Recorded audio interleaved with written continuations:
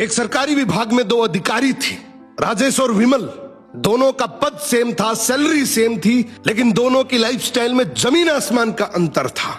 राजेश अपनी ईमानदारी के लिए जाना जाता था। वो पुरानी बाइक से ऑफिस आता, सादा कपड़ा पहनता और महीने के अंत में बजट संभालना पड़ता था। इसकी सबसे बड़ी कमाई थी पीस ऑफ माइंड। इसका सर जैसे ही तकिए पर पड़ता तुरंत नींद आ जाती। दूसरी तरफ ये विमल भाई साहब, इनका जिंदगी का बस एक ही मूल मंत्र था, मौका मिले और पैसा ना खाए वो ही मूर्ख है। उसके पास आलीशान गाड़ी, पोस्ट इलाके में बंगला और हर फाइल के बदले टेबल के नीचे मोटा लिफाफा।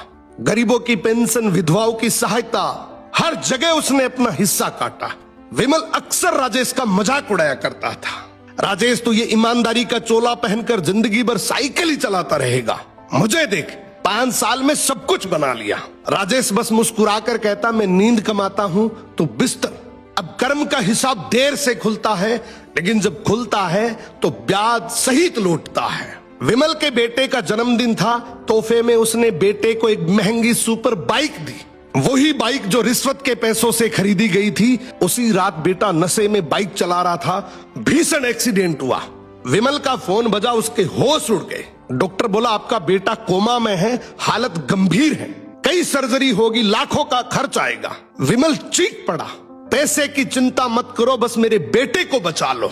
उसने बेटे के इलाज में अपनी सारी काली कमाई लगा दी, महंगी दवाइयां, विदेशी डॉक्टर। लेकिन जिस बेटे के लिए उसने पाप की कमाई जमा की थी वो बच नहीं सका। जो पैसा दूसरों के आंसुओं से आया था, आज उसके अपने आंसू भी नहीं पहुंच सका। बेटे की मौत के बाद घर उजड़ गया, पत्नी डिप्रेशन में चली गई। विमल को दिल का दौरा पड़ा, बंगला फूटा, मकान बन गया। पैसा अब दवाई और वकीलों की फीस में जा रहा था। और एक दिन अचानक राजेश से मुलाकात हुई। विमल रोते हुए बोला, राजेश तू बिल्कुल सही था, मैंने जहर इकट्ठा किया था और उसी जहर ने मेरा घर जला दिया। भभकती आवाज में बोला, यार मैं अपने बेटे का कातिल हूँ।